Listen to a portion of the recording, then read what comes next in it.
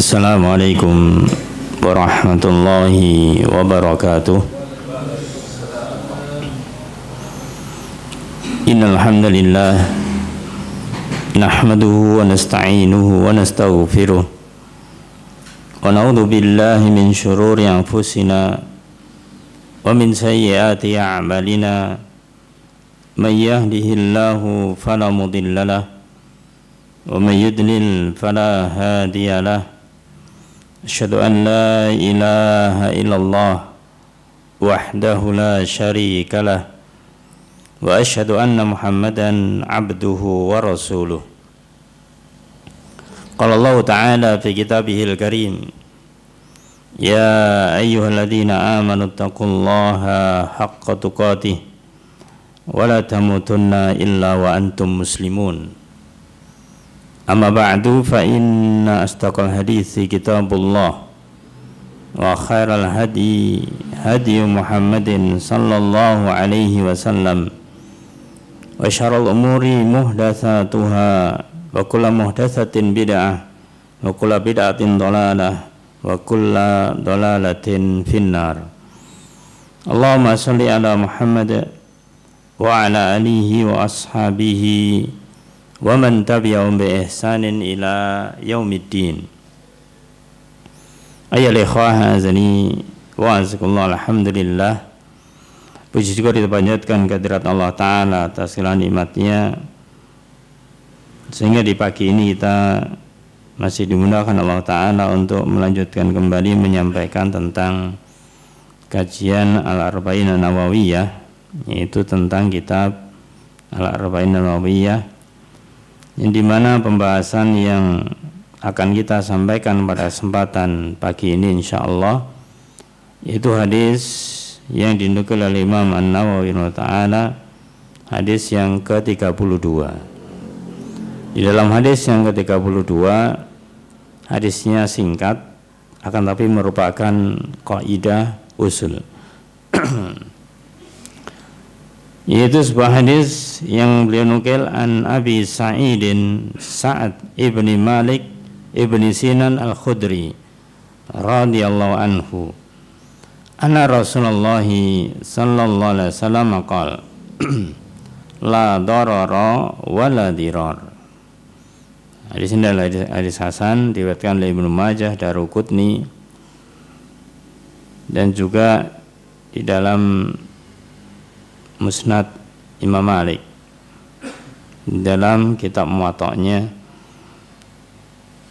Di dalam hadis yang singkat ini oleh ikhwah azaniyakumullah bersumber dari Abu Sa'id,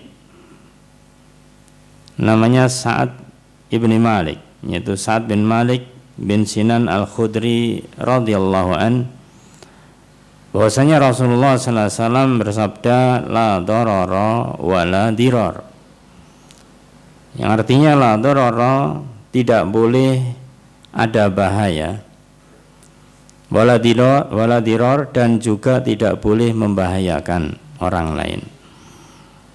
Jadi tidak boleh menimbulkan bahaya baik untuk diri sendiri ataupun untuk orang lain.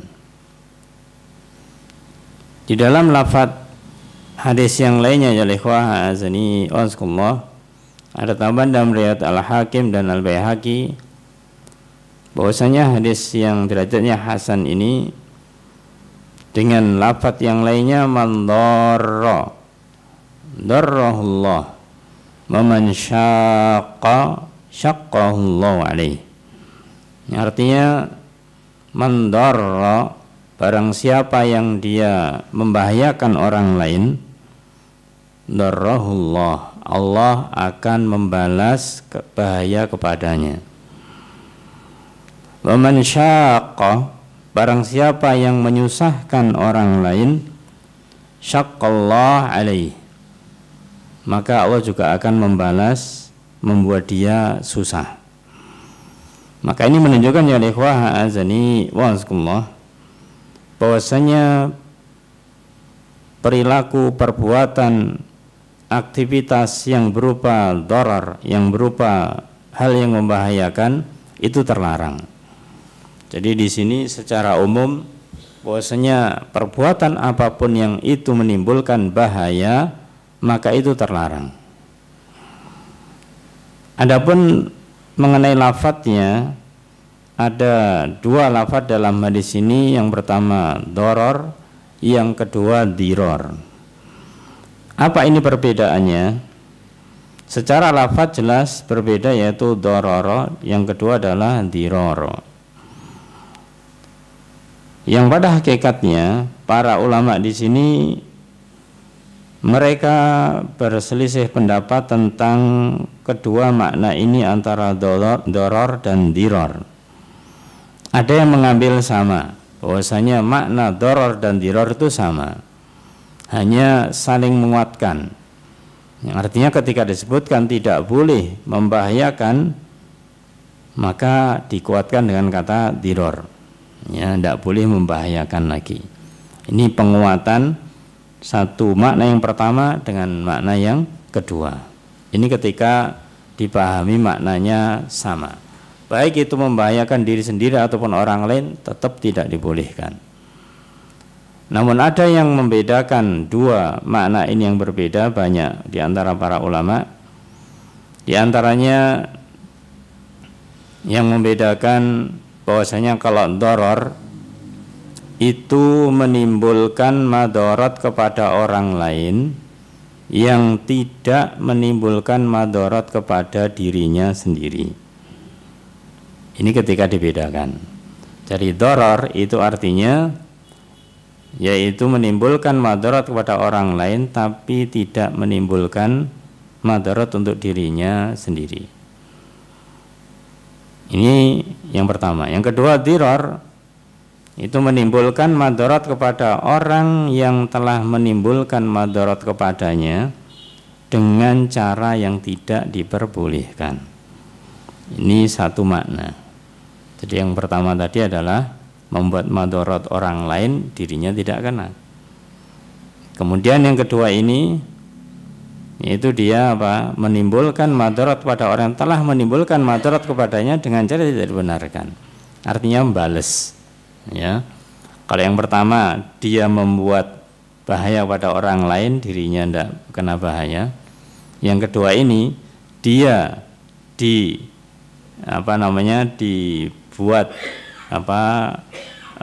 katakanlah orang lain berbuat sesuatu yang berbahaya untuk diri kita dan kita membalasnya dengan cara yang tidak dibolehkan. Sama-sama, ya, dua-duanya ini mirip. Juga ada yang lain yang mengatakan terkait dengan kata ini, khususnya adalah Imam An-Nawawi sendiri di dalam penjelasannya terkait dengan hadis ini. Beliau mengatakan makna la dororo yaitu tidak boleh membahayakan, artinya tidak boleh seorang dari kalian membahayakan orang lain dengan tanpa hak, dengan tanpa alasan yang benar, dan tidak boleh pula memulai kejahatan kepadanya. Maka Imam An-Nawawi di sini mengatakan yang pertama adalah tidak boleh membuat bahaya pada orang lain tanpa hak, tanpa ada keterangan yang benar. Ya, tanpa hak berarti boleh nanti suatu saat ketika membahayakan orang lain dengan alasan yang benar. Nanti akan dibahas di belakang. Kemudian juga tidak boleh memulai yang namanya kejahatan ini. Ini kalau kata doror. Yang kedua, diror.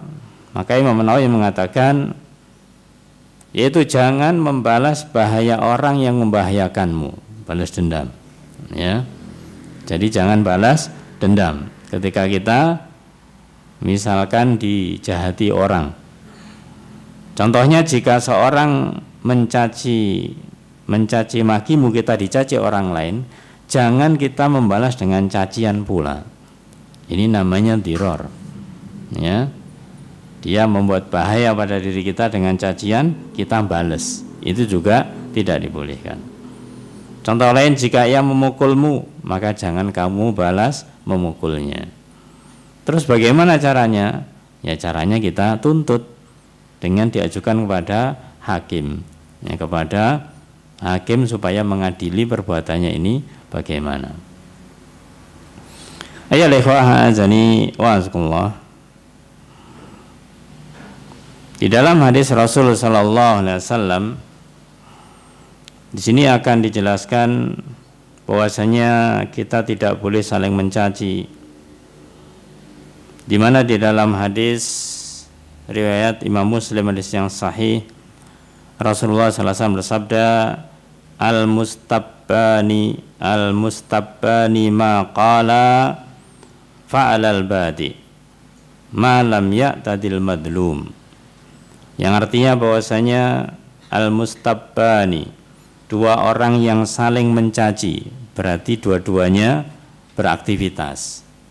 Ya, yang A dan B misalkan saling mencaci. Apa yang dikatakan tadi diucapkan keduanya, maqala, keduanya saling mencaci berarti saling menjelekan. Maka ketika keduanya itu saling mencaci, saling menjelekan, fa'alal badi, maka dosanya dilimpahkan kepada yang memulai. Dosanya dilimpahkan kepada yang memulai.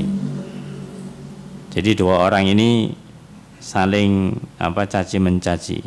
Misalkan A mencaci si B dan B membalas. Maka ketika ada sesama mencaci ini, dosa yang pertama diberikan kepada yang memulai si A. Si B dosa apa tidak? Ya, maka dalam hadis dikatakan malam ya tadil madlum, yaitu selama orang yang didolimi si B itu tadi itu tidak melampaui batas di dalam membalasnya, Jadi ketika membalas mencaci itu tidak lebih dari cacian si A. Jadi ibaratnya misalkan kalau kita buat contoh gampang, si A ini mencaci si B itu dengan katakanlah 3 cacian, 5 cacian misalkan demikian. Ya. Sementara si B membalas itu dengan 1 atau 2 cacian, lebih sedikit. Maka dosanya ditanggung oleh si A karena dia yang memulai dan dia lebih banyak.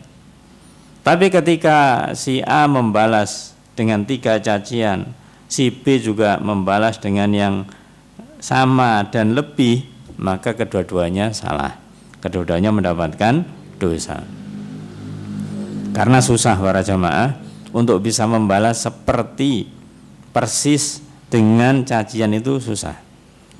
Contohnya, si A misalkan mengatakan kepada si B dengan cara mencaci, mengejek, ya, maka nada bicaranya mungkin karena awalnya menyindir, kamu ini orang seperti ini, ya, nadanya seperti itu misalkan, kamu ini orang seperti ini, tapi isinya cacian.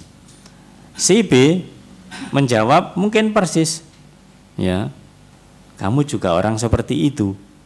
Apa tambahannya? Yang pertama ada kata juga, ada kata juga, kan lebih ini, kata-katanya ini lebih. Ditambah juga kadang-kadang nadanya lebih, ya. Orang nyindir itu kadang-kadang kan dengan gak ngereken gitu ya. Seorang ini paling-paling gini dan begitu, kamu itu paling begini dan begitu. Ya, ketika yang disindir tersindir, dia balas, kamu juga sama saja. Nadanya lebih apa? Lebih keras dibandingkan dengan yang pertama. Nah, ini berarti lebih. Ini susah. Untuk bisa membalas dengan yang sama itu susah. Makanya lebih baik yaitu kita tidak membalas, kemudian kita minta keadilan kepada orang yang bisa mengadili. Ayo ikhwah azani wa azkullah. Di dalam hadis ini perlu nanti kita banyak konsentrasi. Karena apa? Ya karena kalau bicara masalah kaidah fikih itu membutuhkan konsentrasi. Karena mirip-mirip satu dengan yang lainnya. Baik, kita lanjutkan dulu terkait dengan makna ini.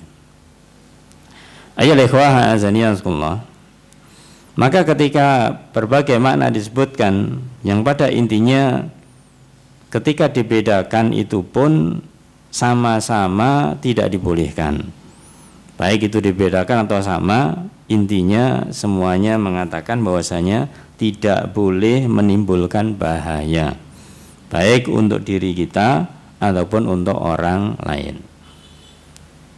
Sebagai contoh, misalkan sesuatu yang itu belum pernah ada di zaman Rasul sallallahu alaihi wasallam, maka dengan kaidah ini bisa diterapkan. Contohnya seperti yaitu yang zaman berkembang ini rokok ataupun lebih dari itu narkoba. Dulu tidak ada yang namanya narkoba itu. Maka kalau kita mencari dalil secara khusus tentang narkoba, ya tidak ada. Tapi ada kaidah ini, la darara wala dirar. Bahwasanya orang yang mengkonsumsi narkoba, mengkonsumsi rokok itu membahayakan. Membahayakan siapa? Dua-duanya. Untuk dirinya dan untuk orang lain. Maka ini dilarang. Ya. Ini dilarang. Apalagi sekarang mungkin berkembang. Oh, sekarang Ustaz sudah ndak pakai rokok, pakai apa namanya? vape, ya, ndak ada apa namanya kandungan ini dan itu. Bahasa Jawanya podo wae, ya, sama saja. Kalau bertanya, tanya kepada dokter yang mengerti tentang masalah hal ini. Ya, kalau dokternya jujur, ya, kalau dokternya benar, itu juga bahayanya kadang lebih besar. Ya, lebih besar. Jadi ini meskipun tidak ada zaman Rasulullah SAW, tapi karena ada kaidah semacam ini, maka hukumnya bisa dilakukan. Itu tentang tidak bolehnya mengkonsumsi yaitu rokok atau narkoba. Maka sama-sama hukumnya adalah haram.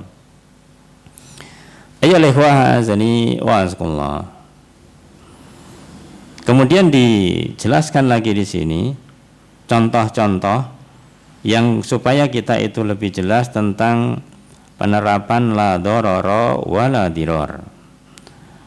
Yang pertama yaitu contoh la dororo.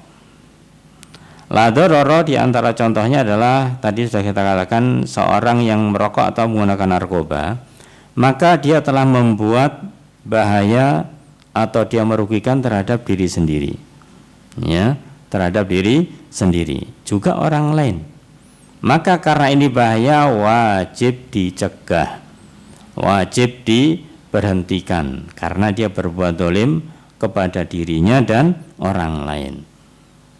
Makanya kata-kata la doror tidak boleh membahayakan, itu berarti kita harus mencegahnya. Kalau terjadi harus dihilangkan, kalau belum dicegah. Kalau sudah terjadi dihilangkan. Adapun yang diror, yaitu misalkan contohnya orang yang dia itu berkhianat. Orang yang berkhianat, dia menipu kita, maka kita tidak dibolehkan membalas dengan menipunya juga. Ya, karena kita ditipu, kita membalasnya dengan menipu. Kita dikhianati, kita membalas dengan mengkhianatinya. Ya, bahasa kita mungkin biar tahu rasa kan. Biar tahu rasa. Maka ini tidaklah demikian. Makanya dikatakan la doror wala diror. Ya, kita jangan membuat balas dendam dengan yang serupa, karena sekali lagi susah untuk bisa membalas dengan yang serupa itu. Yang serupa saja susah, apalagi tidak serupa, artinya di bawahnya itu susah. Makanya lebih baik yaitu kita tidak membalas. Apalagi yang orang membuat bahaya ini biasanya sesuatu yang menimbulkan keburukan, kejelekan. Berarti kita juga melakukan kejelekan ketika kita membalasnya. Nah, itu diantara penerapan tentang kaidah ini. Kemudian ya ikhwah azani wa azakumullah, secara umum bahwasanya kita dilarang, hukumnya haram, menimbulkan bahaya, kemudaratan kepada orang muslim yang lainnya. Kita tidak boleh berbuat sesuatu, melakukan sesuatu yang membahayakan orang muslim yang lain.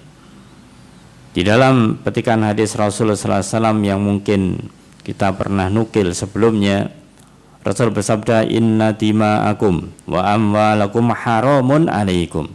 Sesungguhnya sesungguhnya darah-darah kalian, wa amwalakum dan harta-harta kalian haram. itu adalah haram atas kalian. Darah artinya tidak boleh ditumpahkan, tidak boleh semena-mena untuk menumpahkan darah. Apakah menumpahkan darah ini hanya dengan melukai, apatah lagi sampai membunuh, maka jelas haram. Atau harta, tidak boleh saling mengambil harta orang lain tanpa hak, apalagi dengan merampas, apalagi dengan mencuri, atau bahkan dengan mengambil tanpa izin. Ya mencuri juga ya, mengambil tanpa izin berarti juga mencuri. Tapi kadang-kadang dia alasannya, saya nggak mencuri kok, saya cuma pinjem tapi tidak ada orangnya. Ketika ada orangnya baru bilang saya pinjem ini ya, telat gitu. Ketika mengambil atau katakanlah meminjam tidak ada orangnya, itu namanya mencuri. Ya namanya mencuri, mengambil milik orang yang tidak ada orangnya. Kecuali kalau memang sudah ada izin. Kalau diizinkan berarti ya tidak begitu. Maka darah-darah di antara kaum muslimin, harta-harta di antara kaum muslimin haram satu dengan yang lainnya. Tidak boleh kita saling menumpahkan darah, tidak boleh kita saling yaitu mengambil hak harta orang lain.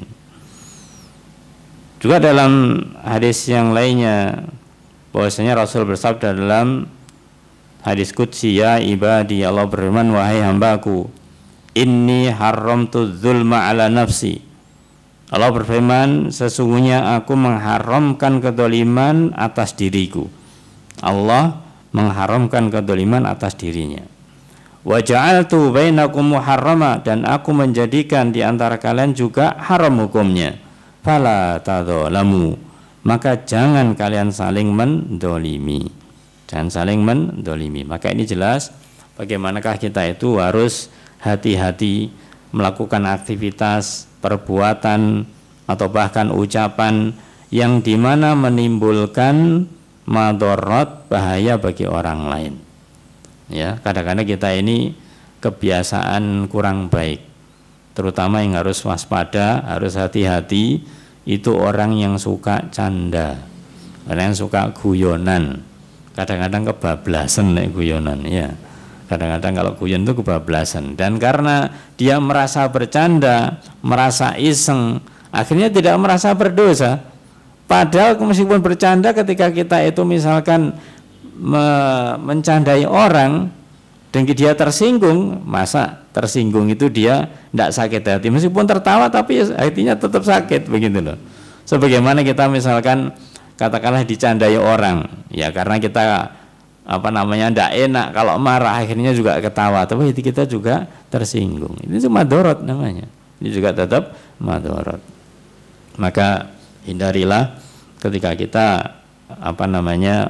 orang-orang di antara kita suka bercanda, maka diingatkan, termasuk dari kita juga.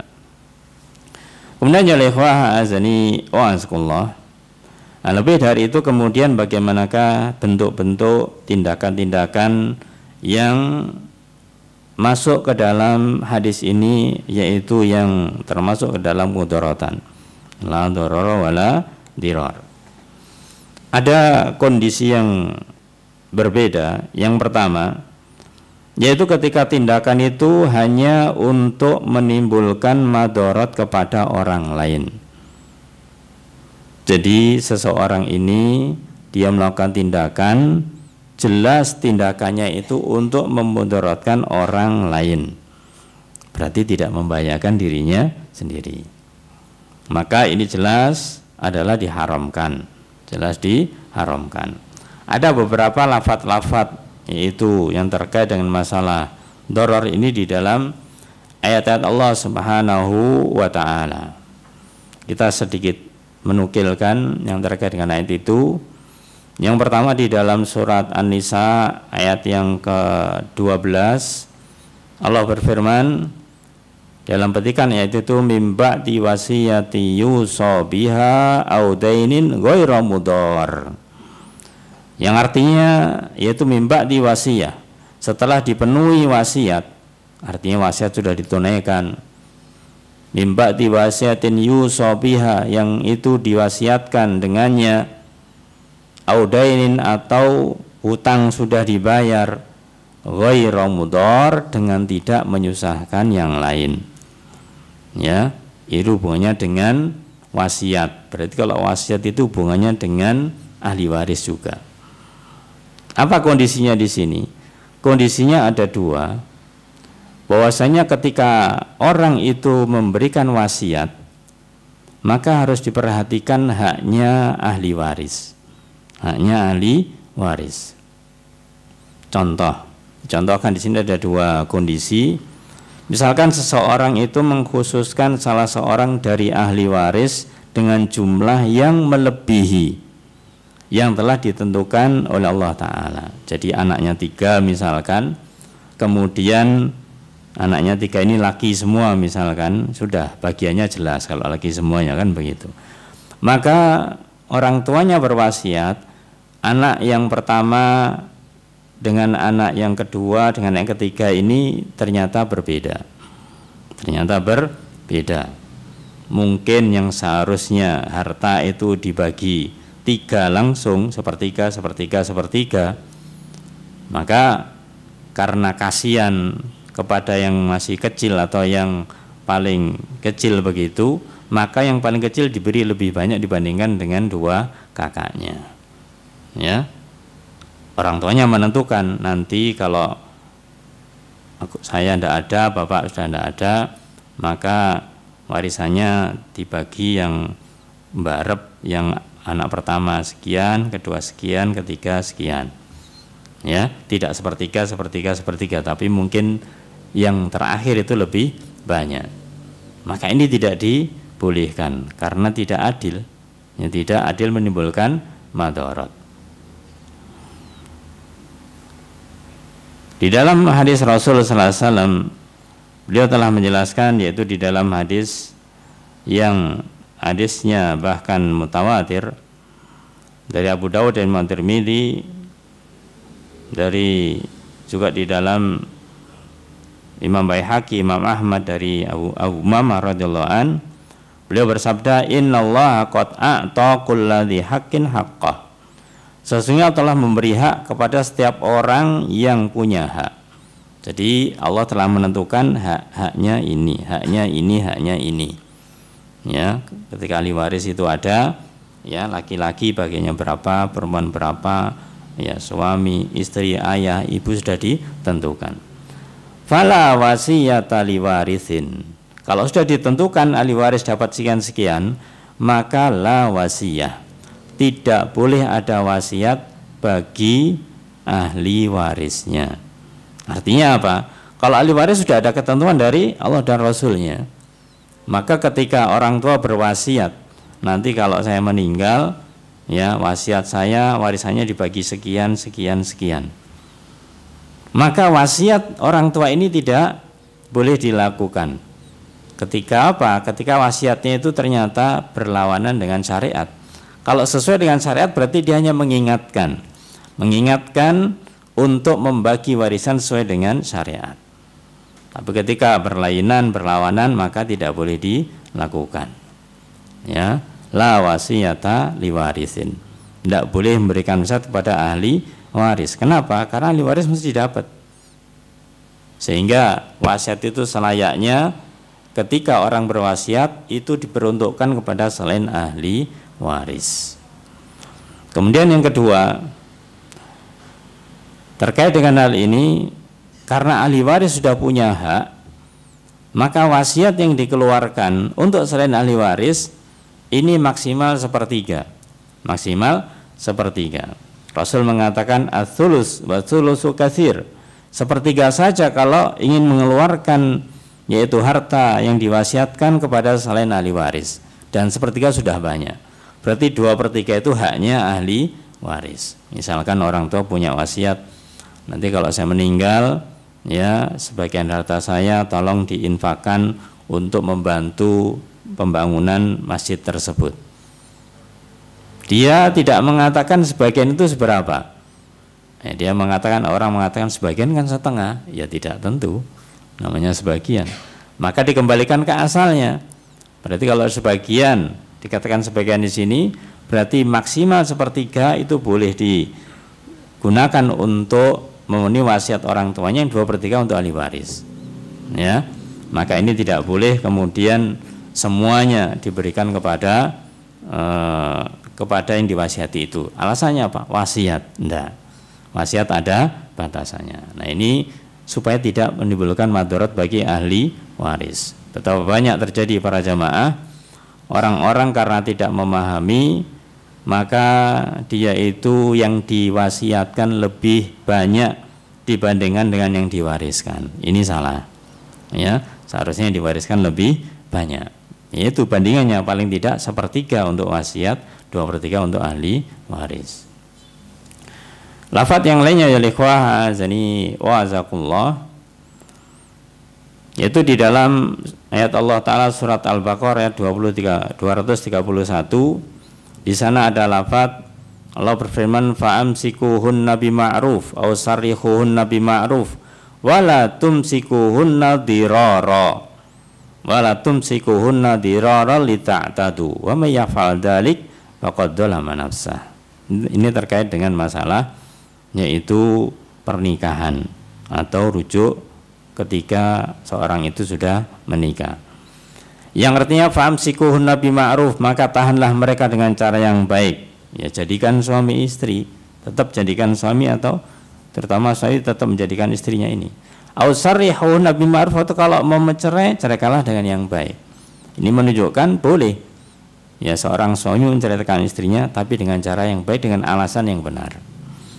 Wala tumsikuhunna dirara, dan larangannya itu jangan kalian menahan mereka dengan maksud diror, dengan maksud yang menimbulkan madarat, maksud jahat. Lita'tadu, untuk mendolimi mereka. Ya, wa may yaf'al dzalik, siapa yang melakukan ini faqad dzalama nafsah, berarti dia telah mendolimi diri mereka sendiri. Ayolah ikhwah azani wa azkullah.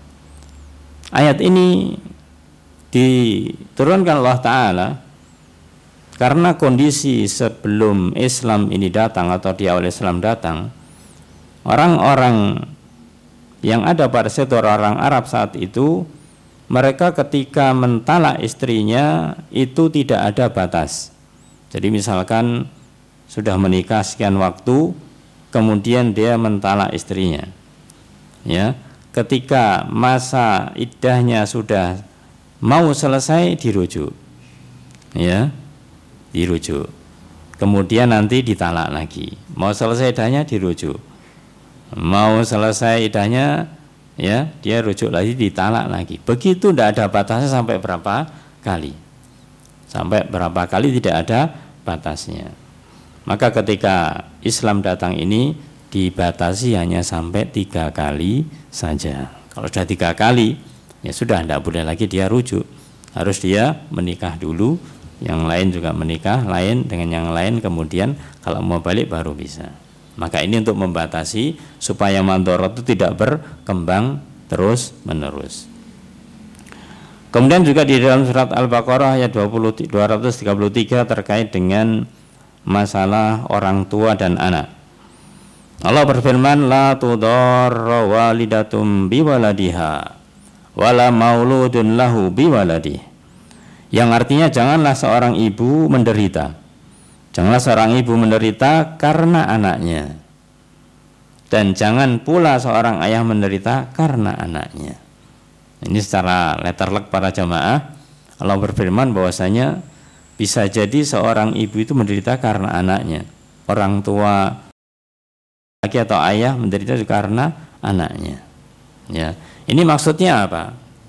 Dikatakan oleh Imam Mujahid, maksud daripada yaitu la tudarra walidatum biwaladiha, janganlah seorang ibu menderita karena anaknya.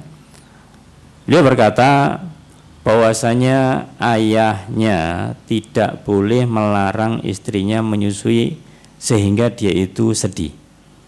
Ya.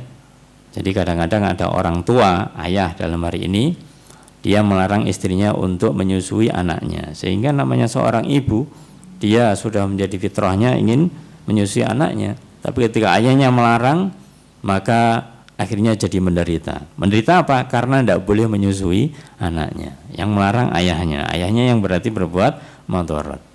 Nah, ini adalah dilarang. Kemudian makna yang lainnya dari sini, yaitu disebutkan oleh Imam Az-Zuhri, Sufyan Ats-Tsauri dan juga Qatadah dan yang lainnya terkait dengan ayat ini. Mereka mengatakan jika seorang ibu ridho dengan sesuatu atau upah, maksudnya yang diridhoi wanita lain, ia lebih berhak terhadap anaknya. Kadang-kadang ketika orang tua ini pisah, anak masih kecil harus disusui, ya. Kadang seorang ayah ini misalkan yang dia membawa anaknya, dia ingin cari yaitu wanita agar bisa menyusuinya, wanita lain. Maka ketika meminta orang lain tentunya akan memberikan upah. Maka ketika ternyata upahnya itu adalah katakanlah standar demikian, maka hendaklah yang lebih berhak ibu aslinya, ibu aslinya. Adapun sebaliknya, kalau ternyata nanti ibu aslinya ini minta yang tidak wajar, ya minta yang tidak wajar, maka ini boleh kemudian mencari ibu susu yang lainnya. Ayolah ikhwah azani wa azakumullah. Ini yang kedua. Yang kedua tadi berarti yang barusan kita katakan makna wala mauludun lahu biwaladi, yaitu jangan pula seorang ayah menderita karena anaknya. Jadi sudah membawa anak yang harus disusui, sementara ibunya nggak mau menyusui. Kenapa? Karena minta bayaran yang lebih. Sudah cerai, kemudian minta bayaran yang tinggi. Akhirnya orang tuanya, ayahnya ini bingung, mau bayari kok mahal sekali, ya. Maka akhirnya cari yang lainnya, begitu. Ayyuhal azani wa azkullah. Itu yang terkait dengan ayat yang ada lafaz-lafaz dirar. Adapun di dalam masalah penerapan, masalah ini banyak sekali yang harus kita pahami tentang hal ini, kaidah-kaidah yang urusannya dengan jual beli. Dan dengan jual beli maka kita harus memegang kaidah ini. Jangan sampai kita berbuat doror wala diror. Jangan kita berbuat madarat, membahayakan diri kita dan orang lain. Maka kita tidak membahas panjang lebar di sini, tapi hanya sekedar contoh aja. Misalkan yang jual beli dilarang adalah jual beli ainah. Jual beli ainah. Orang mengatakan yaitu dengan dua akad. Dengan dua akad. Maksudnya dua akad yaitu ketika seseorang dia itu misalkan butuh barang, dia pergi ke penjual. Barang ke penjual. Dia ke penjual itu sebenarnya mau ngutang, nggak punya uang, ya, nggak punya uang, mau ngutang. Karena datang kepada seorang penjual, akhirnya bahasa kasarnya diakali oleh penjual ini. Ya baik, kamu kalau utang uang saya tidak punya.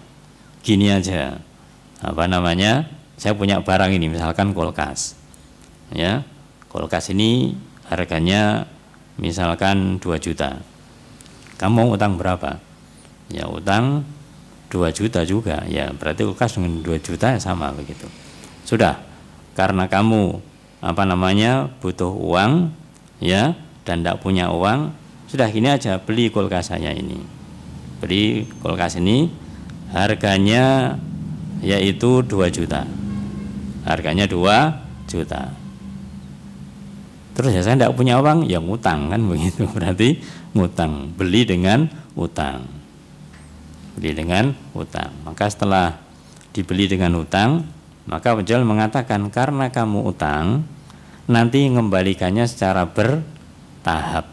Kalau kamu cash 2 juta, karena utang jadi 2,5 juta. Jadi 2,5. Ya misalkan demikian. Nah setelah dibeli oke, kamu kemudian tak beri uang harga ini.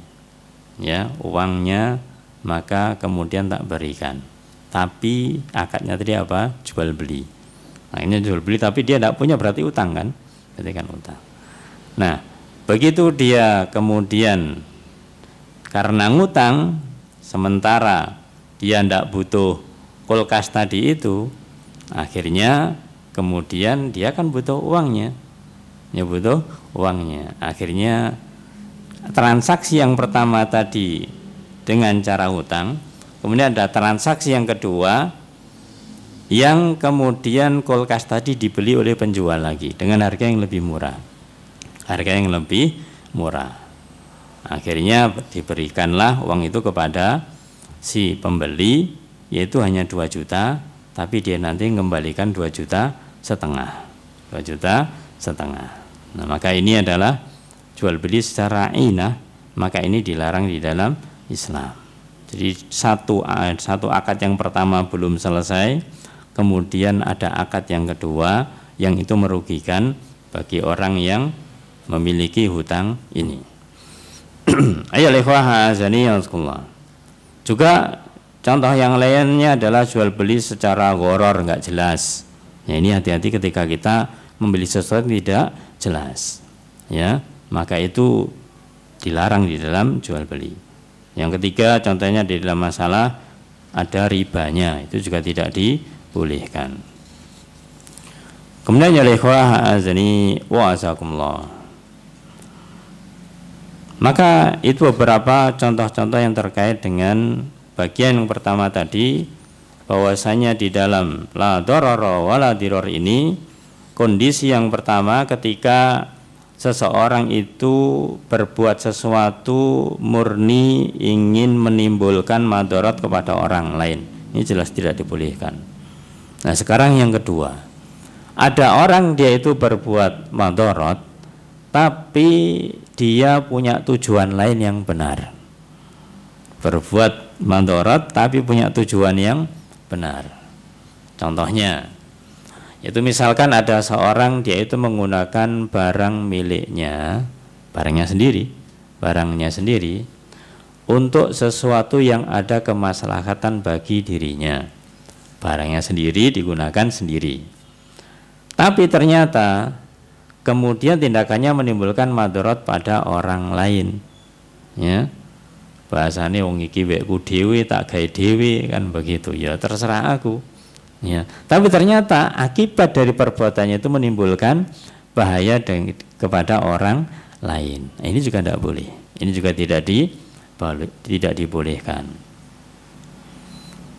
Maka di sini salah satu contoh yang bisa kita sampaikan para jamaah, bahwasanya ketika seseorang itu dia menggunakan barang miliknya dan ada kemaslahatannya dan berikutnya menimbulkan madarat untuk yang lain, barangnya sendiri kemudian untuk kemaslahatan dirinya, setelah dilakukan ada madarat untuk orang lain. Ini ada dua kondisi. Kalau ternyata madaratnya yang ditimbulkan kepada orang lain itu terjadi secara tidak wajar, maka wajib dia itu harus mengganti akibat perbuatan dia yang membahayakan orang lain.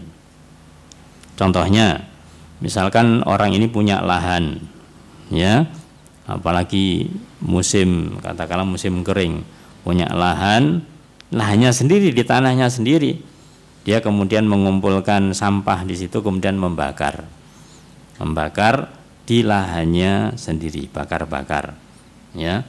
Qadarallahu ma syaa, ternyata ketika dia itu bakar, maka kemudian karena cuacanya panas, angin lagi, akhirnya merembet kepada tanahnya orang lain, akhirnya membakar juga miliknya orang lain. Nah, ini harus ganti rugi. Asalnya dia kan ingin mendapatkan manfaat, tujuannya benar, supaya sampahnya habis, dibakar di tempat sendiri. Ternyata akibatnya menimbulkan madarat pada orang lain. Ya, maka ini harus mengganti rugi. Kemudian kondisi yang kedua ya ikhwah azani wa azakullah,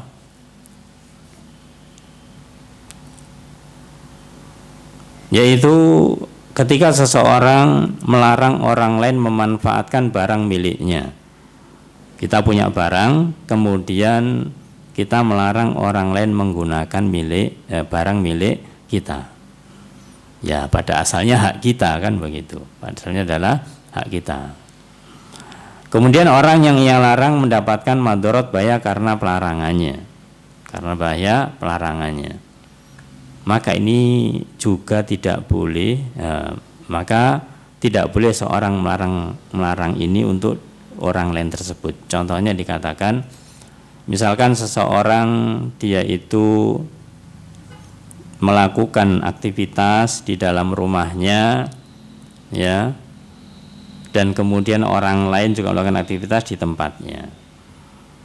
Maka ketika kita lakukan aktivitas di tempat kita, itu sebenarnya hak kita, hak kita, karena itu milik kita. Tapi kemudian ternyata ada orang lain, tetangga kita lah katakanlah, itu dia melakukan aktivitas di tempatnya dan kemudian ternyata ada sesuatu yang masuk ke tempat kita, Maka ketika ini dicontohkan oleh di dalam hadis, dicontohkan Rasulullah SAW, pada asalnya hadisnya berbunyi demikian, la yamna ahadukum jarahu ayyaw riza khasyatan fi jidari. Hadis ini mengatakan, janganlah salah seorang antara kalian sekali-kali melarang tetangganya meletakkan kayu di atas temboknya. Jadi kita tidak boleh melarang tetangga kita meletakkan kayu di atas temboknya. Itu temboknya sendiri, Maka kita tidak boleh melarang, itu milik-miliknya sendiri. Akan tetapi kalau ternyata nanti lebih dari itu, ya kita boleh untuk mengingatkannya. Jadi misalkan menata sesuatu melebihi, akhirnya masuk ke tempat kita, atau barangnya masuk ke tempat kita boleh mengingatkannya. Ya, maka ketika itu tidak sampai mudaratkan kita, maka dia punya hak tetap melakukan aktivitas semacam itu. Nah, ini juga hal yang menjadikan bisa jadi manfaatnya ada, ya, tapi juga bisa jadi menimbulkan madarat. Ayolah ikhwah azani wa azakumullah. Maka terkait dengan ini semuanya masih banyak contoh-contoh yang terkait dengan la doror wala diror. Ini ada yang mungkin cakupan ataupun uraian daripada hadis ini, itu kaidah-kaidah cabang.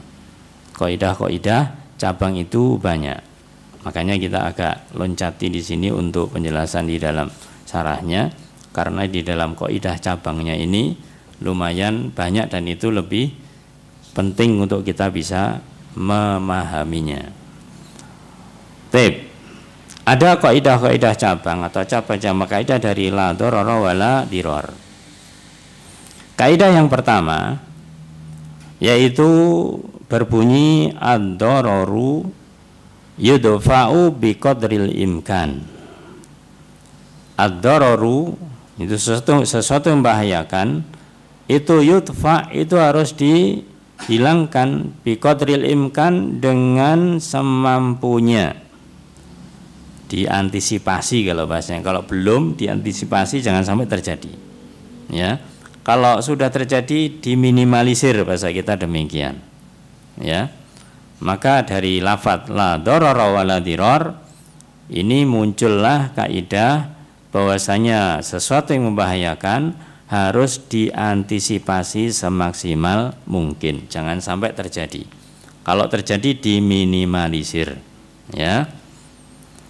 Maka kaidah ini menunjukkan bahwasanya secara hukum syar'i satu membahayakan harus kita cegah supaya tidak terjadi. Supaya tidak terjadi harus dicegah. Namun kalau misalkan susah untuk dicegah, ya minimal kita itu memperkecil bahaya yang muncul. Nah, kaidah ini berdasarkan ayat Allah Ta'ala di dalam surat Al-Anfal ayat 60, di mana di ayat itu Allah berfirman, wa'idtu lahum mastata'tum min quwwah min ribatil khail turhibuna bi aduwallah wa aduwakum Wa akharina min dunihim la ta'lamunahumullahu ya'lamuhum. Yaitu dan siapkanlah untuk menghadapi mereka kekuatan apa saja yang kamu sanggupi dari kuda-kuda yang ditambat untuk berperang, sampai akhir ayat ini. Ini intinya kaum muslimin diperintahkan untuk membuat persiapan ketika mau menghadapi musuh. Ya, kalau musuh dibiarkan menyerang daerahnya kaum muslimin akan membuat kerusakan yang amat besar. Maka kewajiban seorang muslim harus mengantisipasi, yaitu madarat yang besar diantisipasi jangan sampai sebesar yang akan terjadi. Maka harus membuat benteng, harus membuat cara bagaimana supaya musuh ini tidak menyerang dengan membabi buta. Sehingga disinilah di dalam Islam disyariatkan yang namanya jihad. Orang berjihad itu menimbulkan madarat apa tidak? Ada madaratnya. Seorang muslim berjihad wafat, meninggal, syahid, itu kan madarat namanya meninggal. Tapi itu lebih kecil ya akibatnya. Karena apa? Dengan dilawan musuh ini tidak membuat kerusakan yang lebih besar. Bisa jadi malah musuh kalah. Ya, inilah dari kaidah ini maka Islam memerintahkan untuk berjihad melarang orang kafir. Kemudian contoh lainnya yaitu ketika ada orang transaksi, ternyata yang dijadikan klien untuk teman transaksi itu orang yang dia tidak ngerti masalah uang, orang yang tidak ngerti masalah keuangan. Kita mau transaksi dengan seseorang, dia nggak ngerti masalah uang. Ya, kalau orang nggak ngerti agama, beneran kan begitu. Ya, ditipu aja nggak ngerti dia kan begitu. Maka kita tidak boleh transaksi dengan orang yang tidak mengerti tentang masalah uang ini. Karena apa? Ya karena nanti kalau kita transaksi dia akan dapat madarat yang lebih besar karena dia ngerti. Maka kita cegah, jangan melakukan transaksi dengan dia. Ya, kalaupun dia melakukan transaksi ya kita ajari yang benar begitu. Diajari yang benar. Atau transaksi dengan orang-orang yang bangkrut, dia itu usaha bangkrut, ya kita jangan mengambil risiko. Kalau kita nanti diajak kerja sama dia, jangan-jangan bangkrut lagi. Makanya kita mencegah tidak transaksi dengan dia karena sudah terbukti sering bangkrut begitu. Ya, ini adalah kaidah yang cabang yang pertama. Kemudian kaidah yang kedua dari la darar wa la dirar, yaitu ad-dararu yuzal, bahwasanya kemudaratan bahaya itu harus dihilangkan. Kalau tadi kan diantisipasi, diminimalisir, kalau ini mutlak harus dihilangkan. Pada asalnya hadis ini juga ada yang menukil tentang ini ad-dararu yuzal, bahwasanya kemudaratan bahaya harus dihilangkan. Maka ini mirip dengan kaidah yang awal la darara wala dirar. Ini contohnya supaya kita lebih memahami. Contohnya yang pertama para jamaah, yaitu apabila ada seorang mengalirkan air bekas mandi maupun cuci dari rumahnya ke jalan. Kadang-kadang kalau di desa itu para jamaah, orang dia itu membuat kamar mandi, salurannya tidak kemana-mana airnya, ya di tanahnya sendiri, kadang kan begitu. Di tanahnya sendiri karena tanahnya luas. Tapi karena kebiasaan desa itu katakanlah berkembang, akhirnya tanahnya berkurang, akhirnya yang tadinya untuk saluran air itu ditanya sendiri mungkin dibeli orang, akhirnya ke jalan. Maka saluran air yang dia itu sampai mengalir ke jalan, maka ini tidak boleh dibiarkan, harus dihilangkan. Bagaimana caranya? Ya, caranya alirannya itu harus ditutup atau diarahkan ke yang lain. Artinya aliran air mandi dari kamar mandi ini harus diarahkan kepada tempat yang tidak mengalir ke jalan yang mengganggu orang. Maka ini namanya darar, harus dihilangkan.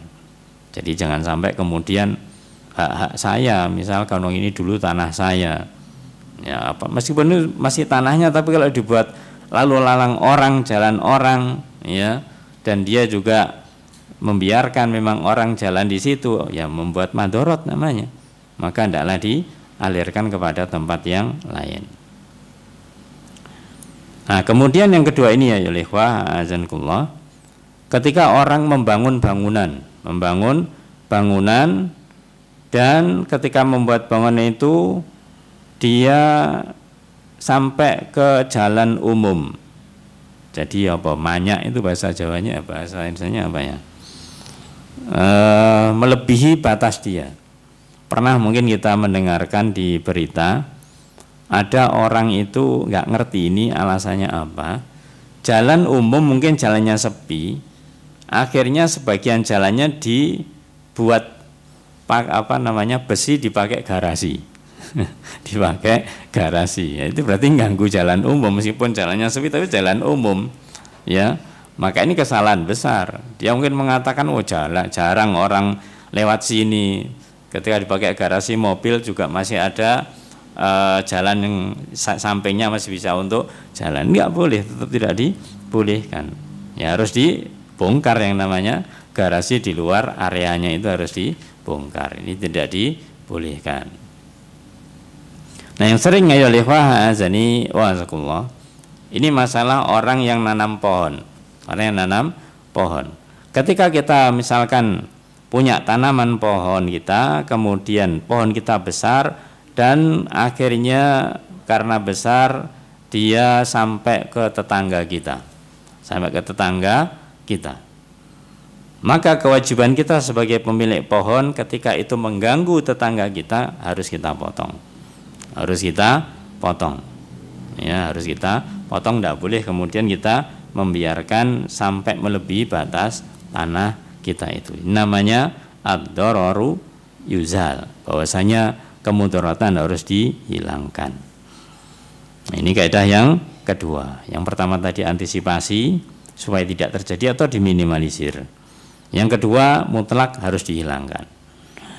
Kemudian yang ketiga ya ikhwah azani wa azakumullah, ad-dararu la yuzalu bimithlih.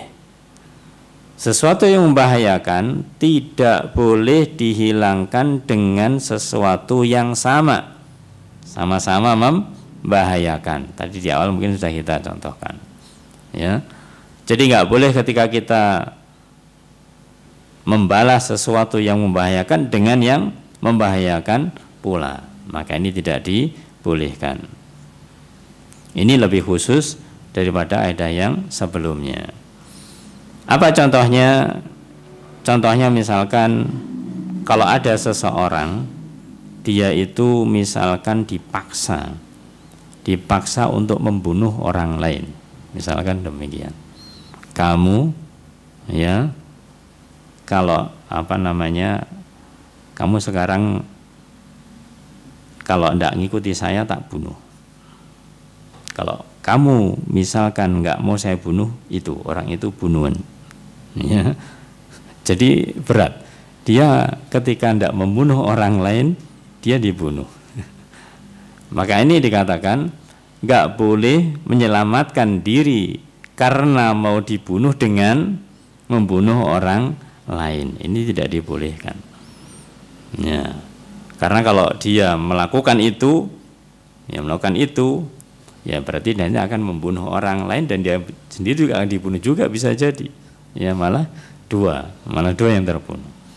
Ya, maka ini tidak dibolehkan membalas dengan yang semisalnya. Karena kalau misalkan orang itu melakukannya ketika membunuh orang lain, sebenarnya yang menderita bukan hanya yang dibunuh saja, keluarganya juga menderita begitu. Kemudian azani wa azakumullah, juga masalah yang ringan ketika ada orang merusak barang milik orang lain, maka tidak boleh pula membalas dengan merusaknya, ya, membalas dengan merusaknya tadi. Caranya bagaimana? Ya minta ganti rugi aja, minta ganti rugi.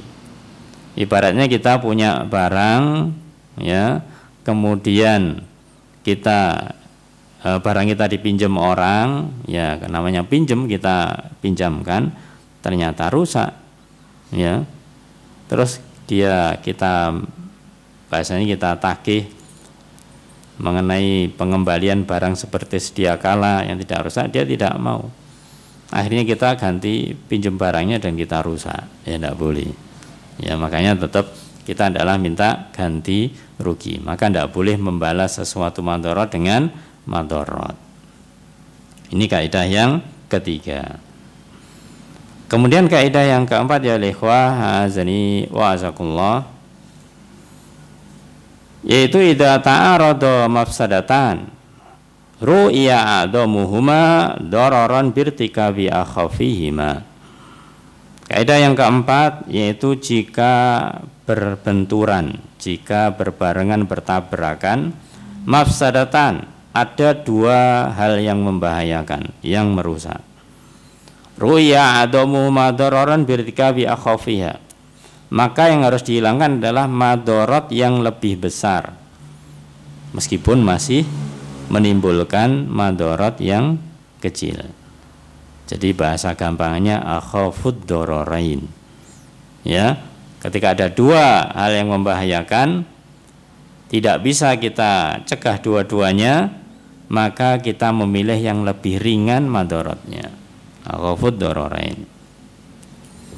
Maka ini di dalam dalilnya kita mungkin sudah paham mengenai kisahnya Nabi Musa dengan Nabi Khidir atau Khadir, ya, yang dimana di dalam kisahnya terkait dengan 3 kisah, maka 2 kisah yang pertama baca secara sekilas saja bagaimanakah, yaitu Nabi Khidir atau Khadir itu kemudian melubangi perahu nelayan, ya. Ini madorot apa bukan? Madorot, ya. Tapi kenapa beliau melubangi perahu nelayan ini? Ya, karena ternyata di belakangnya itu ada penguasa yang dolim yang akan merampas perahu-perahu para nelayan. Ya, daripada dirampas tidak punya perahu, maka yang lebih ringan yaitu membuat madorot dilubangi, akhirnya tidak dirampas. Ini namanya madorot yang lebih kecil dibandingkan perahunya hilang. Kemudian kisah yang kedua, bagaimana beliau tahu-tahu membunuh anak yang masih kecil, ya. Maka karena Nabi Musa juga tidak tahu tentang kenapa ini, akhirnya beliau juga bertanya. Maka diberitahukan bahwasanya anak kecil ini ketika nanti dewasa bisa jadi dia memberikan madorot kepada orang tuanya. Maka ketika dibunuh sejak masih kecil itu madorotnya lebih sedikit dibandingkan nanti menunggu dewasa. Itu semuanya adalah wahyu dari Allah Subhanahu wa ta'ala. Nah, itu terkait dengan masalah akhafud dararain. Ayyuhal ikhwah azani wa azakumullah. Juga ada, yaitu dari hadis Rasulullah SAW dari sunnah, di dalam hadis Imam Bukhari dan Muslim dari Aisyah radhiyallahu anha, anna Rasulullah sallallahu alaihi wasallam qala laha, bahwasanya Rasul bersabda kepada beliau Aisyah radhiyallahu anha, alam tara anna qaumaki lamma banaul Ka'bah iktasaru an qawaidi Ibrahim. Ini terkait dengan pembangunan Ka'bah, ya.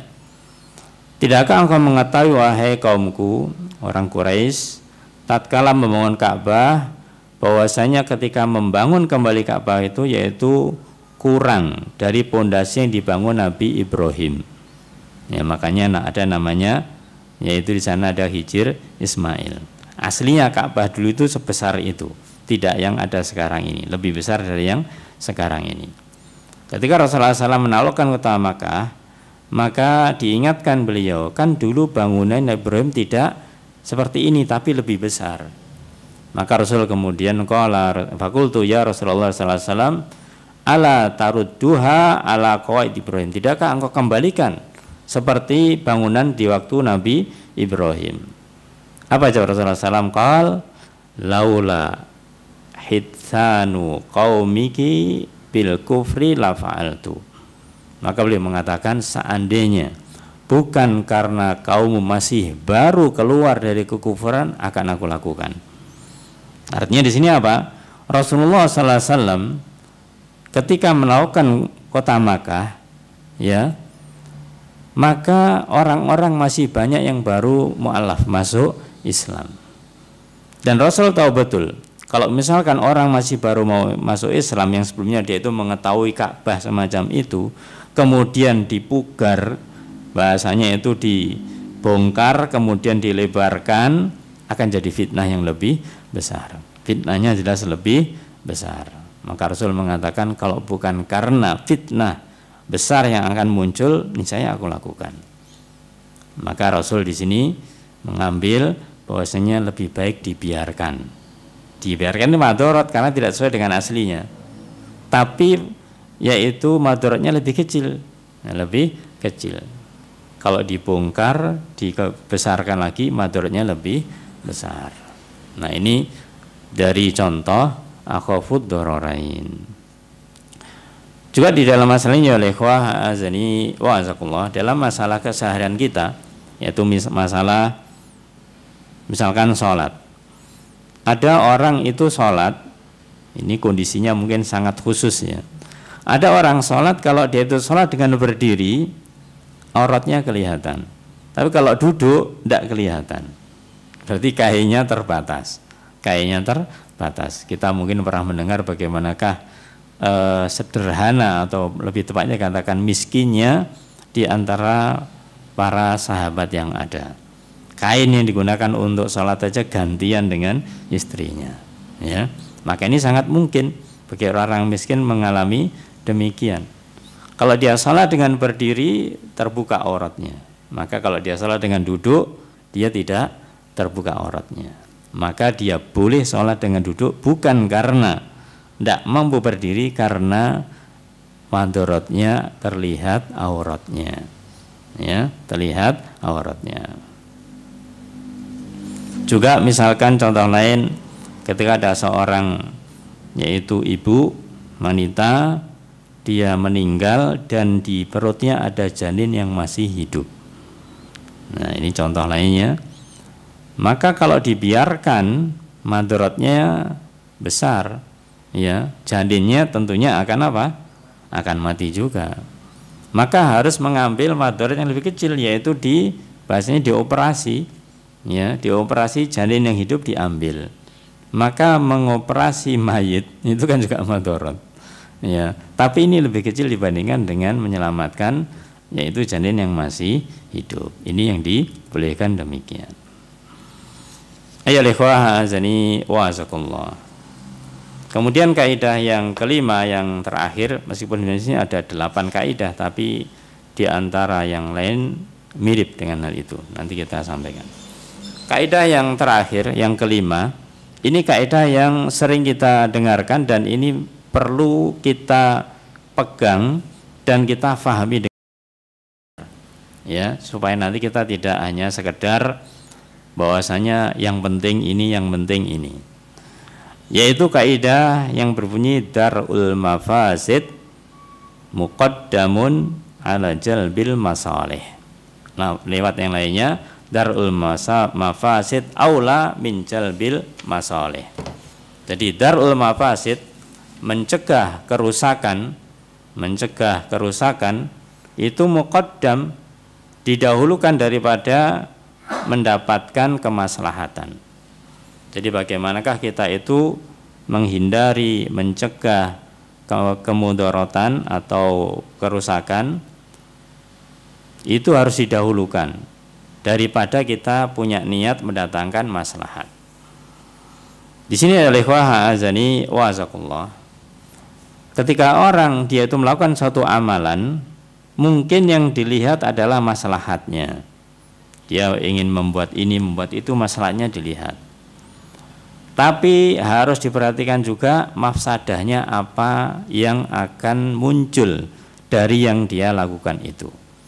Nah, kalau misalkan ternyata ketika dilihat itu madorotnya tampak sekali, ya, madorotnya tampak sekali, maka hendaklah dipending, hendaklah ditunda, ya, tidak melakukan apa yang mau dilakukan itu.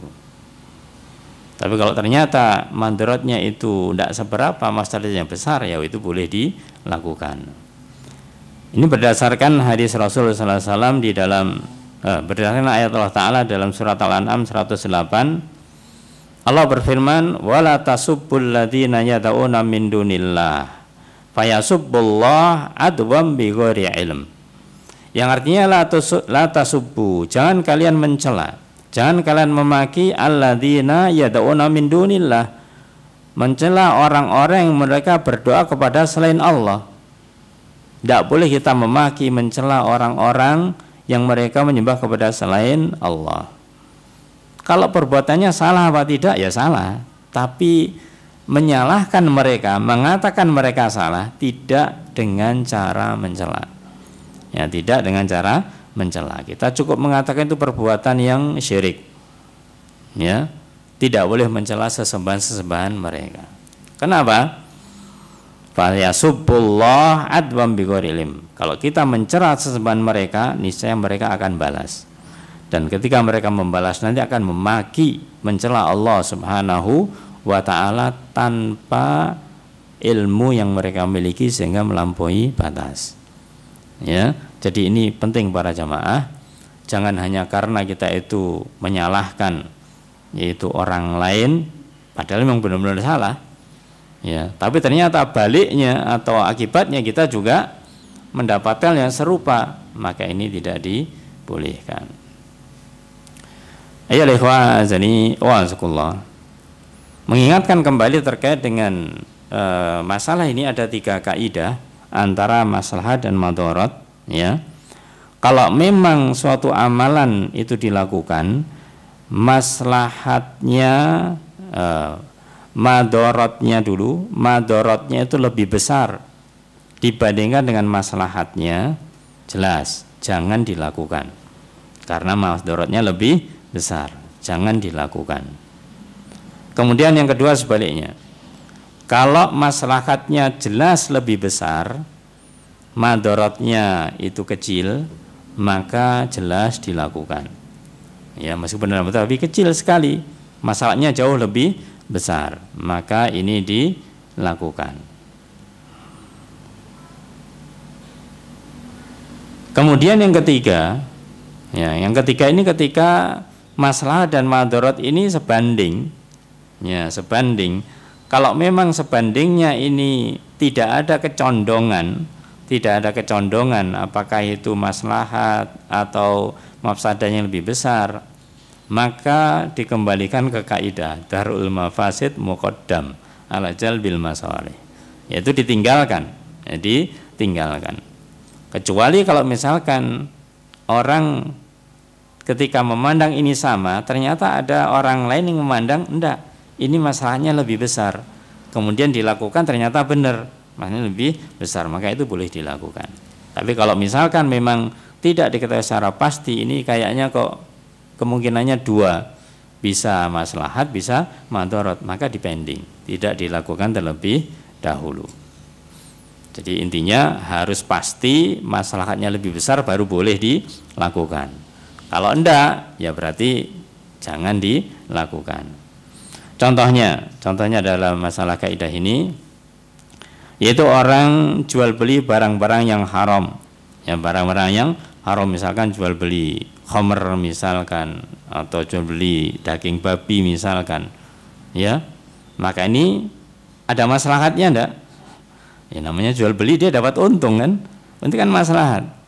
Tapi ternyata itu dilarang, ada mafsadahnya, maka tidak dibolehkan, tidak dibolehkan. Nah, kemudian juga masih terkait dengan ini, contohnya ketika ada campur antara daging yang halal dan daging yang haram dan tidak dapat dipisahkan antara keduanya. Mungkin orang jualan ini dia nggak jujur, ya, nggak jujur. Jadi antara daging babi dan daging sapi misalkan dijadikan satu. Jadikan satu. Ya. Maka kalau demikian, maka kita tidak boleh memakan dagingnya. Karena tidak jelas mana yang babi, mana yang sapi. Maka tidak boleh kita memakan daging yang campur seperti itu.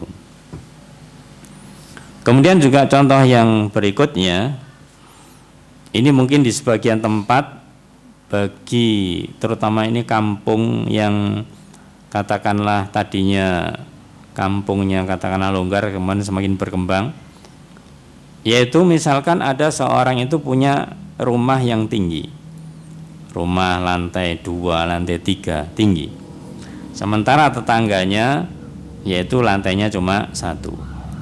Lantai 1 di belakangnya misalkan ada semacam lahan di belakang untuk jemuran, bahkan mungkin untuk kamar mandi di belakang misalkan begitu. Ya. Maka ketika kondisinya demikian, satu rumah ini rumahnya tinggi dan di samping rumah itu ada jendela-jendela yang mengarah kepada rumah yang samping, sehingga kalau dari jendela itu akan bisa melihat yaitu kondisi rumah di sampingnya, apalagi misalkan ketika rumah samping ini di belakang terbuka auratnya sehingga bisa melihat, ya, maka kewajiban yang di rumah yang tinggi ini untuk menutupnya, ya, untuk menutupnya. Ini supaya apa? Supaya tidak ada madharat, supaya tidak ada madharat. Ya, menutup ini tidak harus di tembok lagi, ya, tidak harus. Artinya ditutup bagaimana supaya tidak terlihat ke sana, mungkin diberikan apa begitu. Intinya ventilasi masih keluar tapi sudah tidak bisa melihat di tetangga sebelah. Ya.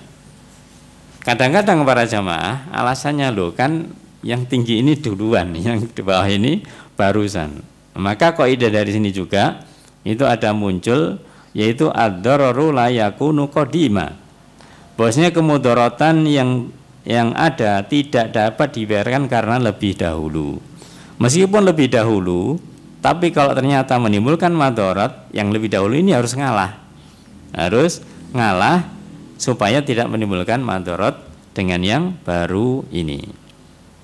Nah, itulah ya ikhwah beberapa kaidah-kaidah. Adapun kaidah lainnya yang berkembang tadi mungkin 5-6 kita tambah ini, ada 2 lagi berbunyi yaitu yatahammalu dararul khas li daf'i darari am, yaitu membiarkan kemudaratan yang sifatnya khusus untuk menghilangkan kemudaratan sifatnya umum.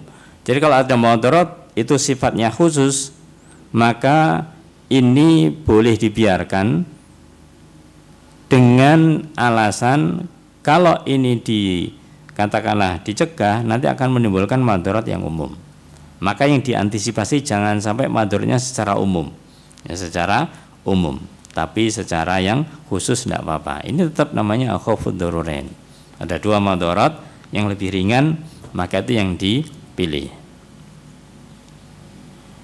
Kemudian juga kaidah yang terakhir di sini, idza ta'aradul mani wal muqtadi yuqaddamul mani.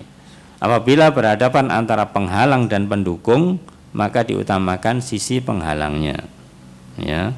Penghalang dan pendukung diutamakan yang penghalang. Sama madarat maslahat dan madarat diutamakan yang madarat. Artinya darul mafasid muqaddam ala jalbil masalih.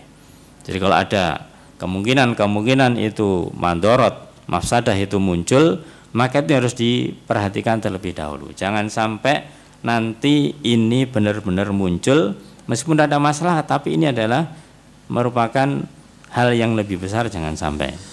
Ya, maka dipastikan kalau suatu amalan, suatu perbuatan ketika ada maslahat madaratnya boleh dilakukan hanya ketika maslahatnya jelas-jelas lebih besar. Kalau tidak, darul mafasid muqaddamun ala jalbil masalih. Ini yang paling penting para jamaah adalah dalam masalah dakwah. Dalam masalah dakwah. Karena kalau kita berdakwah itu inginnya apa? Inginnya maslahat, inginnya kebaikan, dakwai orang maslahat. Tapi jangan sampai ketika karena alasan dakwah kemudian kita tidak memperhatikan madorot atau mafsadah yang muncul. Misalkan kita tidak tepat di dalam menyampaikan dakwah, akhirnya muncul madorot, ya, maka ini harus diantisipasi, jangan sampai terkena yaitu kesalahan. Maka harus diperhatikan kaidah yang semacam ini.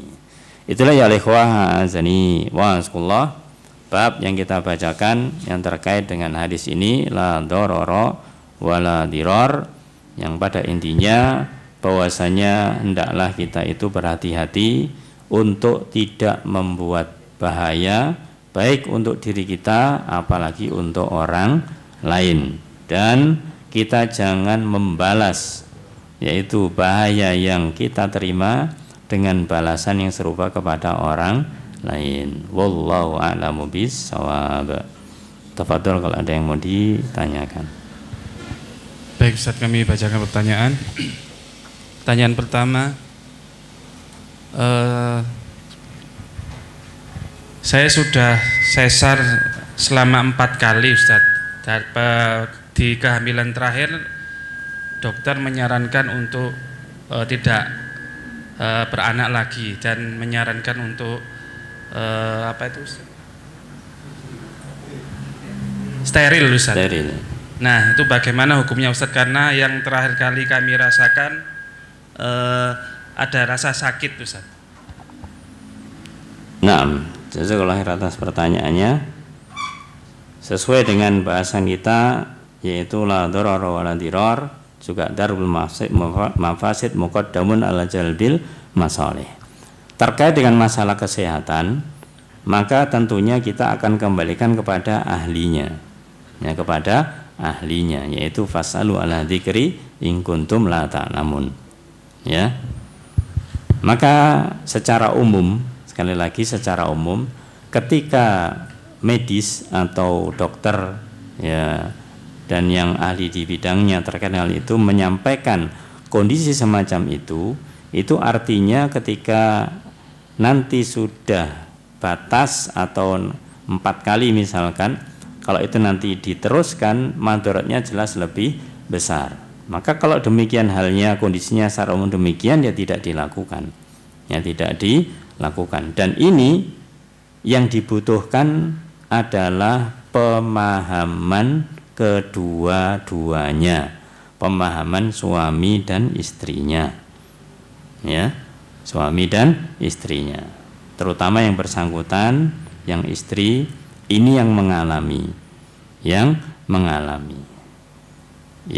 mungkin kalau kita kaum laki-laki nggak bisa merasakan bagaimanakah kira-kira rasanya ketika seorang istri ini kemudian melahirkan, ataupun ya mungkin kalau dioperasi kayaknya nggak terasa begitu ya, tapi setelahnya itu yang terasa ya, rasanya itu bagaimana.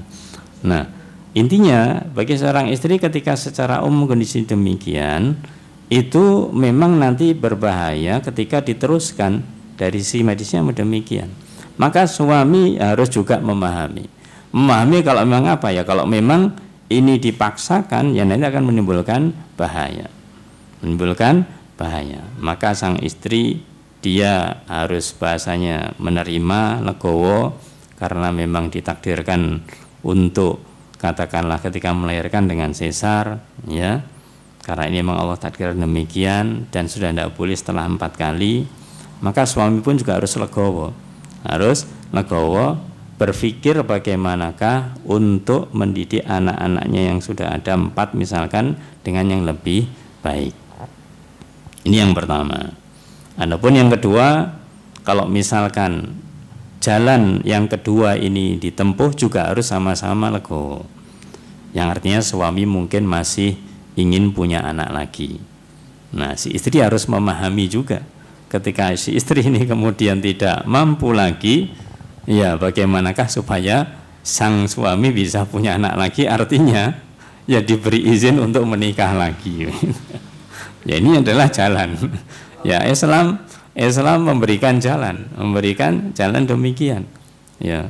Tapi semuanya sekali lagi insya Allah kalau misalkan bisa sepemahaman antara suami dan istri, ini akan ada penyelesaian. Walhasil kembali kepada pertanyaan, kalau memang misalkan itu dikatakan oleh ahlinya, orang medis demikian dan bahayanya besar, kemudian memaksakan diri, maka ini tidak dibolehkan, wallahu alam.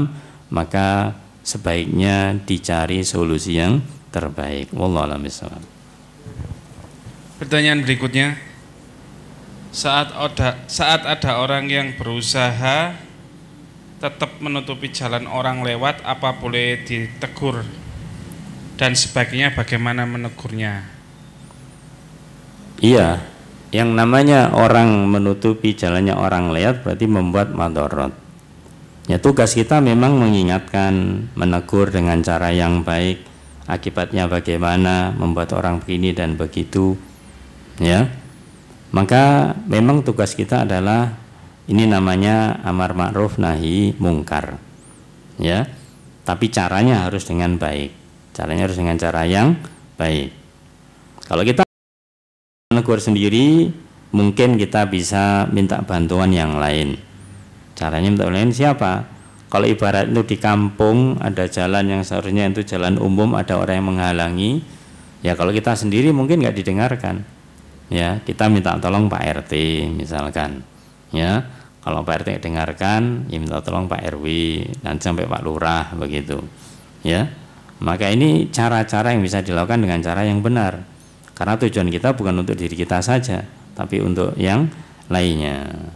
Namun sebelum kita menempuh yaitu jalur hukum, katakanlah demikian, selama masih bisa dimusyawarahkan, ya, dengan cara yang baik agar bisa dipahami, sehingga nanti meskipun itu butuh waktu, ya butuh waktu, maka terus diingatkan dengan niatan kita memberi pemahaman agar paham. Kalau orang namanya paham, dia tahu salah, dia akan menghindari kesalahannya sendiri. Ibarat yaitu tadi menutup jalan akan dibongkar sendiri. Ya, tapi kalau kita hanya pakai bahasanya hanya menyalahkan, kemudian kita itu katakanlah hanya menggunjing sana dan sini, nggak mencari jalan yang real, katakanlah demikian, ya tidak akan pernah selesai. Tidak akan pernah selesai. Maka carilah jalan yang kalau tidak bisa sendiri minta bantuan kepada yang lainnya. Wallahu a'lam bishawab. Pertanyaan berikutnya Ustaz. Nah, bagaimana dengan menanam seperti empon-empon sayuran menggunakan polybag di pinggir-pinggir rumah tetapi mepet dengan jalan umum kampung? Izin siapa?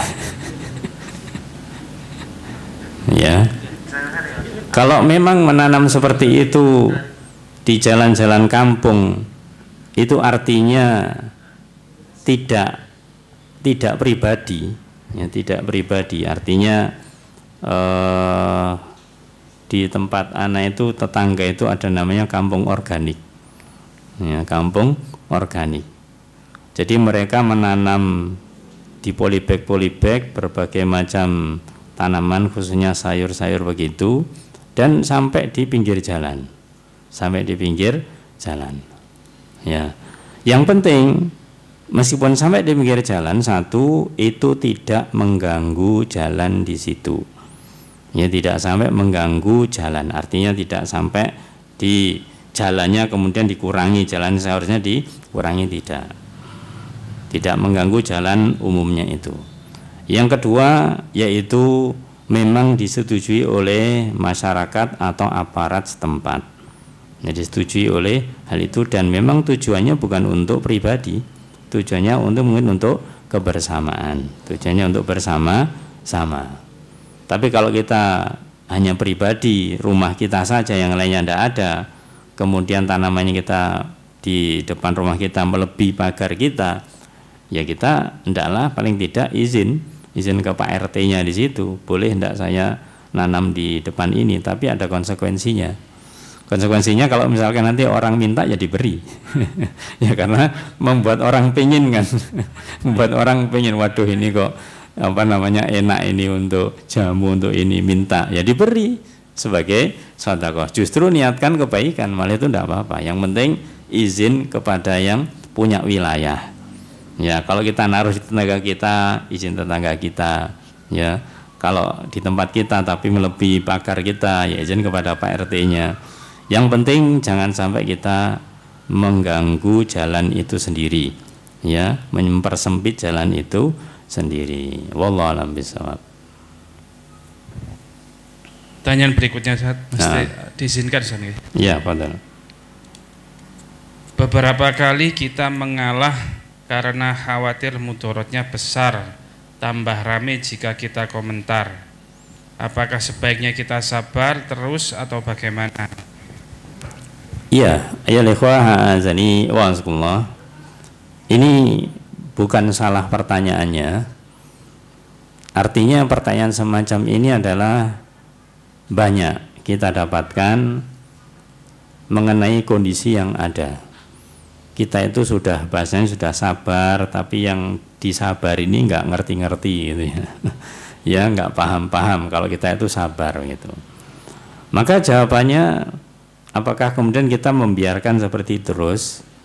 Seperti yang awal kita katakan, bahwasanya kita itu berusaha, ya berusaha untuk merubahnya. Makanya kembali kepada hadis yang umum kita sering sampaikan, man ra'a minkum munkaran falyughayyirhu biyadihi fa illam yastati fa bilisani fa illam yastati fa biqalbi wa dzalika adaful iman. Kalau emang ada kemungkaran, kita rubah dengan tangan kalau mampu. Kalau enggak dengan lisan, kalau enggak dengan hati. Nah, ketika kita mengingatkan orang lain, ya kemudian dia tidak berubah-berubah, apakah kita sabar? Jawabannya iya, tetap sabar. Ya, jawabannya adalah tetap sabar. Dan yang namanya sabar itu tidak ada batasnya kecuali kematian. Ya. Maka dari itu jangan sampai kita muncul dari kita, kan sabar ada batasnya. Ya berarti kita membatasi diri, membatasi sendiri. Karena sabar itu tidak ada batasnya. Yang kita pandang para jamaah ya ikhwah, ketika kita tidak bisa merubah perilaku seseorang saat itu, maka tetaplah bersabar dan kita berdoa kepada Allah Ta'ala. Mungkin bukan kita yang bisa merubahnya, mungkin lewat orang lain yang bisa merubahnya. Maka ketika kita sudah menghadapi sendiri mentok, tidak didengarkan, ya sudah pakai cara lain yang kita katakan tadi itu. Mungkin kita tahu tetangga kita orang itu punya teman siapa yang didengarkan omongannya, ya kita melalui orang itu menyampaikan, ya, atau melalui siapa. Kalau tadi misalkan urusannya dengan kampung melalui Pak RT misalkan, ya kita ngobrol dan yang lainnya. Intinya bahwasanya memang sabar itu harus tetap dijaga, ya, sabar harus tetap dikuat-kuatkan. Ya memang itu berat, itu adalah berat. Kalau kita berat kemudian kita tidak kuat, ya kita akan kalah namanya. Maka hendaklah kita tetap menjaga kesabaran kita. Nah, sedikit menambahkan, itu namanya juga ujian, namanya adalah cobaan. Apapun yang kita dapatkan sesuatu yang tidak mengenakkan, itu namanya ujian dan cobaan. Baik itu perkataan yang tidak enak, perbuatan orang lain yang tidak enak, ya, atau mungkin bahkan ujian-ujian yang menimpa diri kita, semuanya adalah ujian dari Allah Ta'ala. Semuanya Allah sudah takdirkan demikian. Maka di dalam menghadapi ujian ini, mungkin kita ingatkan kembali, itu ada tingkatan seseorang di dalam menghadapi ujian.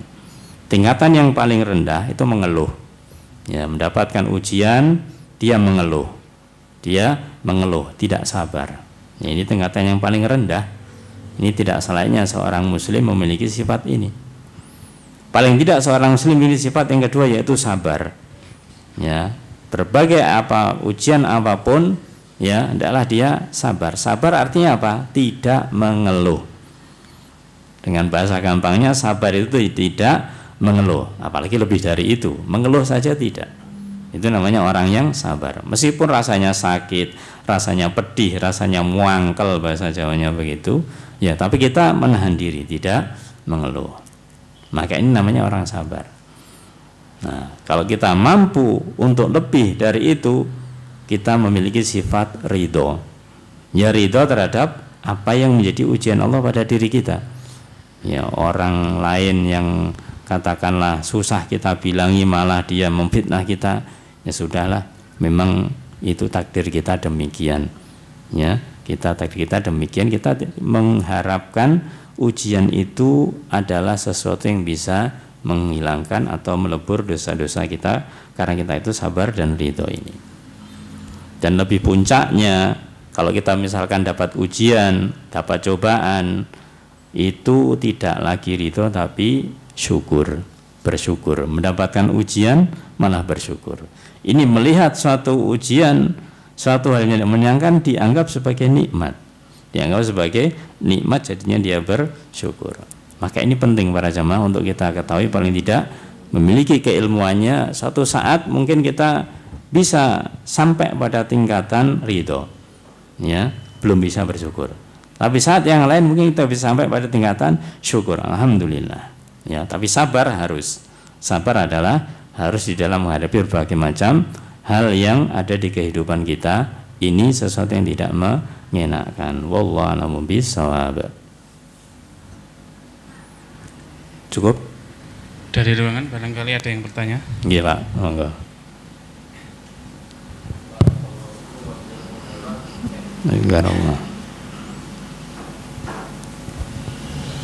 Barakallahu fikum jazakumullahu khairan. Ustaz, di perumahan saya itu kan, perumahan kami itu ada tanah kosong. Di pinggir jalannya itu ada tanah kosong. Makanya kita itu daripada tanah itu dibuatkan terbengkalai, maka ditanamilah pepaya, matoa, pleci, dan alhamdulillah semua berbuah. Lalu buahnya kalau kita ambil itu apakah halal, Ustaz? Nah, kalau gitu. Ada tanah kosong di suatu perumahan, daripada tidak dimanfaatkan ditanami pohon. Kemudian pohon yang berbuah. Ketika berbuah apakah boleh dimanfaatkan? Yang pertama bahwasanya dipastikan itu tanahnya siapa. Ada enggak pemiliknya? Tanah itu ada pemiliknya enggak? Lah iya, maksudnya itu dia masuk.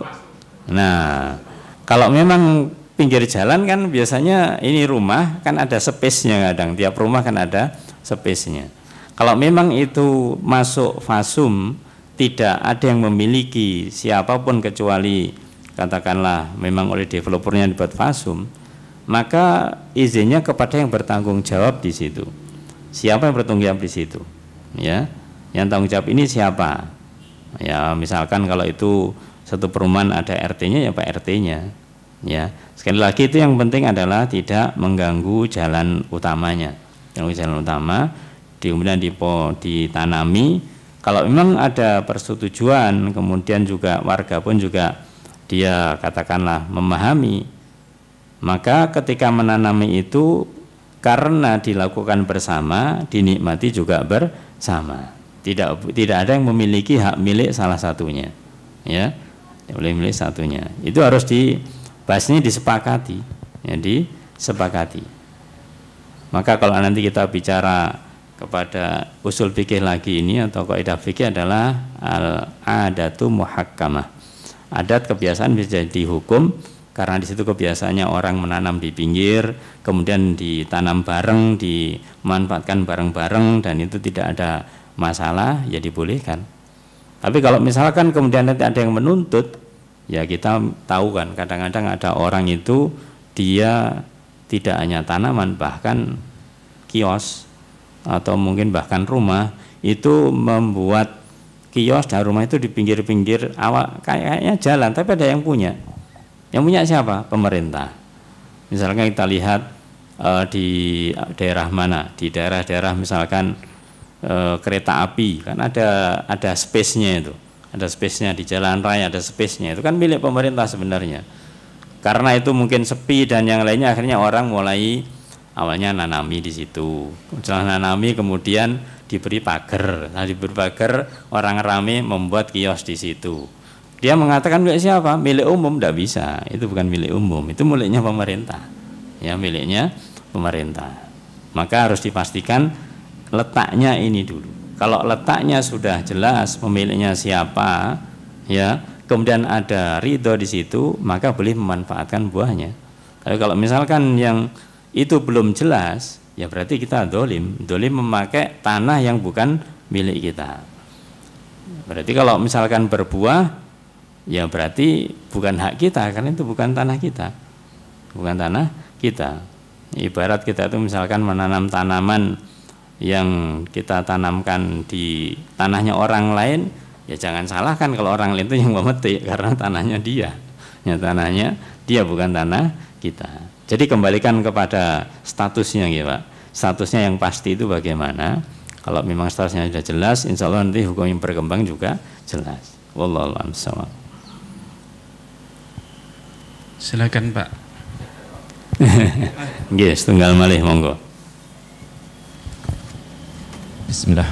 Ustadz, tadi dikatakan kita tidak boleh membalas kemudaratan menimpa kita dengan mudarat ya.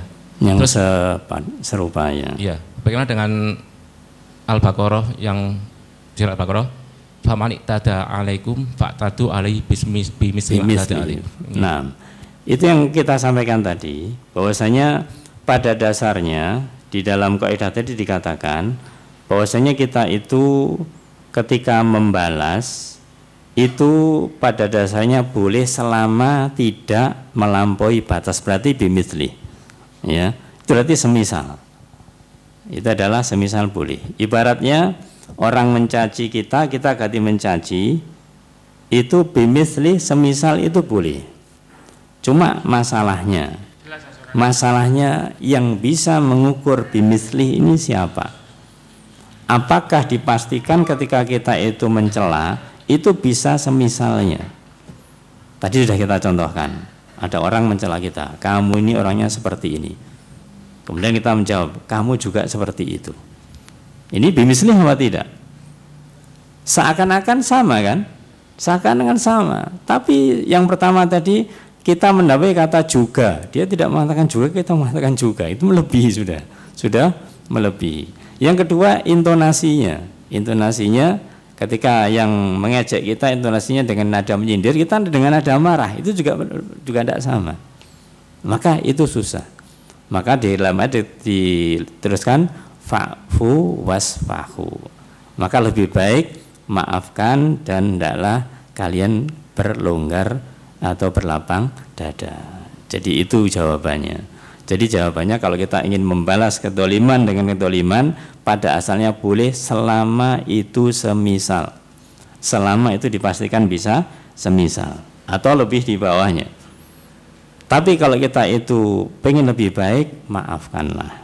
Ya, jangan dibalas dengan yang sama. Karena membalas dengan sama ini dikhawatirkan ternyata menurut kita sama, hakikatnya ternyata kita berlebih. Ini yang kita hati-hati, ya, kita hati-hati.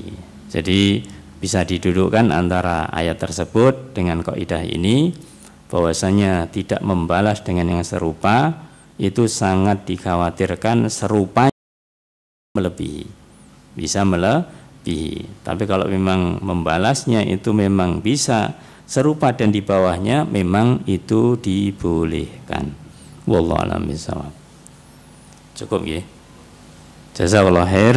Mungkin yang kita sampaikan para jamaah semoga bermanfaat apa yang kita sampaikan dan jika ada benarnya datang dari Allah Ta'ala, kalau salah dari pribadi Allahumma minkum, mohon maaf, astaghfirullahaladzim, bermohon ampun kepada Allah Ta'ala, semoga dimaafkan kesalahan-kesalahan kita oleh Allah Subhanahu wa Ta'ala. Amin ya rabbal alamin.